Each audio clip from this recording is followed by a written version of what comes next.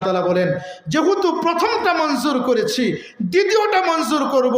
ওয়ায়ুনাজ্জিলু মিনাস সামাই মাআ, আমি আল্লাহ আকাশ থেকে বৃষ্টি আমিই বর্ষাই। সুবহানাল্লাহ। কারো হুকুমে বৃষ্টি হয়? কার হুকুমে হয় বলেন তো? আল্লাহর। মুহতারাম হাজরিন, এই নিদর্শনগুলো মহান রব্বুল আলামিন কালামে পাকের মধ্যে একটির পর একটি উল্লেখ করেছেন। এইভাবে যদি নিদর্শন নিয়ে শুধু আলোচনা হয়, ঘন্টাকে ঘন্টা সময়ের প্রয়োজন। আমি তো আমার মূল বিষয়ে যেতে পারলাম না। অন্যতম নিদর্শন কি? এই সবগুলো নিদর্শনের মধ্যে যে বিষয়টা আমি আপনাদের সামনে সাজিয়েছিলাম, মনে হয় না শেষ করতে পারব। নিদর্শনটা বলি এবার। এই সবগুলো নিদর্শনের মধ্যে একটি গুরুত্বপূর্ণ নিদর্শন, অন্যতম একটি নিদর্শন, ওয়ামিন আয়াতিহি আন খালাকা লাকুম মিন আনফুসিকুম আজওয়াজা, আমার অপার নিদর্শনের মধ্যে একটি হলো আমি তোমাদের জন্য তোমাদের থেকেই তোমাদের স্ত্রীদেরকে সৃষ্টি করেছি। সুবহানাল্লাহ। কাদের থেকে কাকে সৃষ্টি করেছেন বলেন তো? আমাদের থেকে আমাদের স্ত্রীদেরকে আল্লাহ তাআলা সৃষ্টি করেছেন। সুবহানাল্লাহ বলবেন না? এটা কি একটা নিদর্শন মনে হয় না?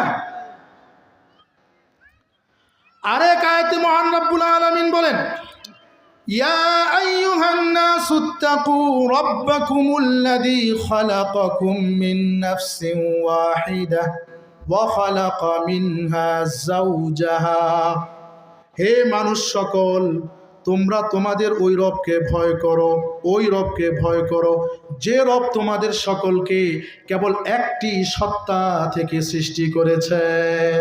সুবহানাল্লাহ। আমাদের সকলের সৃষ্টি আদম আলাইহিস সালাম থেকে, ঠিক কি না বলেন তো? ওয়া খালাকা মিনহা যাওজাহা, ওই সত্তা থেকে তার স্ত্রীকে আমি আল্লাহই সৃষ্টি করেছি। সুবহানাল্লাহ। আমাদের মা হাওয়া আলাইহিস সালামের সৃষ্টি কার থেকে হয়েছে বলেন? আদম আলাইহিস সালাম থেকে আল্লাহ সৃষ্টি করেছেন। মুহতারাম হাজিরিন, ফিকহের কিতাবের মধ্যে, তাফসীরের কিতাবের মধ্যে রয়েছে, হাওয়া আলাইহিস সালামকে যেমন আল্লাহ তাআলা আদম আলাইহিস সালামকে থেকে সৃষ্টি করেছেন, প্রতিটি মানুষের বিবিকেও আল্লাহ তাআলা ওই স্বামীর থেকে সৃষ্টি করেছেন। সুবহানাল্লাহ। এটা একটা নিদর্শন কিনা বলেন তো দেখি? নিদর্শন কিনা? আচ্ছা, কিভাবে সৃষ্টি করেছেন একটা হাদিস বলি।